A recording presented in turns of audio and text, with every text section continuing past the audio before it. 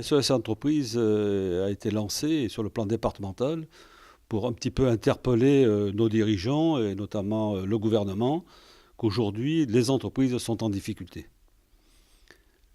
Qu'est-ce que ça représente sur le département? Bien, je crois qu'aujourd'hui on a eu déjà plus de 700 réponses qui ont signé notre pétition. Et je voudrais dire aussi que si on arrive à ce point-là, c'est que les chefs d'entreprise, et notamment des PME, puisque vous savez, le VAR, c'est surtout des petites et des moyennes entreprises, eh bien aujourd'hui, qu'est-ce qu'elle voit? Elle voit un carnet de commandes qui se rétrécit. Et lorsque le carnet de commandes devient faible, voire, je vais dire, fermé, eh bien, l'entreprise ne peut pas garder longtemps ses effectifs. Donc ça, c'est la redoute aujourd'hui des entrepreneurs que nous sommes, avoir un carnet de commandes qui nous permet de travailler. La deuxième chose, bien sûr, c'est la fiscalité, hein.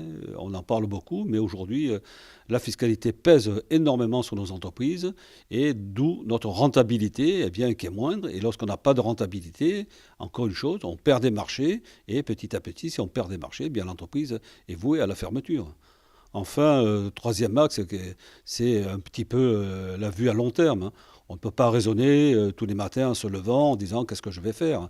Donc le chef d'entreprise doit avoir une vue à long terme de son entreprise.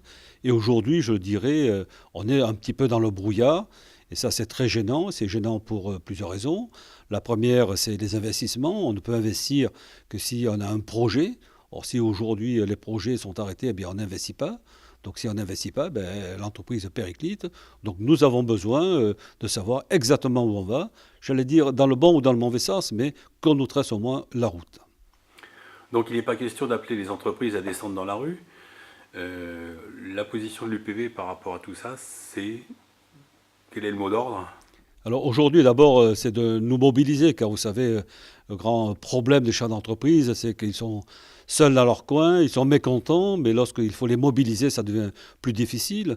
Donc je ne crois pas personnellement à un mouvement de rue, on l'a vu par le passé, faire descendre des chefs d'entreprise est toujours difficile. Mais par contre, justement, ben, utiliser la presse, utiliser les médias pour dire, eh bien, aujourd'hui, nos entreprises, nos chefs d'entreprise en ont ras-le-bol et il faut absolument que le gouvernement prenne des dispositions pour sauver nos emplois.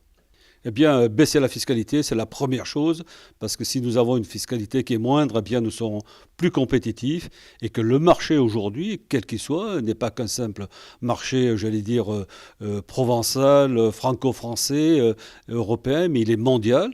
Et donc, nous avons besoin, que ce soit petites ou grandes entreprises, mais surtout les petites entreprises, de se développer à l'international. Et là, ben, si on n'est pas compétitif, croyez bien, quel que soit le secteur, il y a d'autres qui prennent nos places. Dans le centre Var, et à partir de la délégation Union patronale, avec la Provence verte, sur ce secteur, nous avons la chance, là aussi, d'avoir un secteur vitivinicole en pleine expansion, puisqu'on le sait tous, hein, le rosé fonctionne bien, et bien on en profite. Il y a aujourd'hui plus de 140 entreprises, il faut le dire quand même, qui touchent de plus ou moins près donc, à cet essor de la viticulture. Mais là aussi, il y a un problème, j'allais dire, d'emploi. Ces entreprises-là sont en recherche d'emploi, donc nous avons décidé de rencontrer eh bien, le lycée Renoir à Brignoles, le lycée Janetti donc, de Saint-Maximin, et essayer, je dis bien essayer, de faire comprendre à ces gens-là les besoins que nous avons. Car aujourd'hui, nous formons des jeunes, et malheureusement des jeunes qui après sont au chômage, parce qu'ils ne trouvent pas l'entreprise. Mais nous, entreprises, de l'autre côté, nous ne trouvons pas les jeunes que nous voulons former. Donc nous allons essayer, c'est une première, et j'espère que nous allons réussir, car je crois qu'il y a un véritable gisement pour les jeunes, et je le dis, pour les jeunes du secteur, dans la viticulture, dans tout ce qui tourne autour de la viticulture, bien sûr dans la distribution. Et nous voulons un véritable partenariat avec les lycées.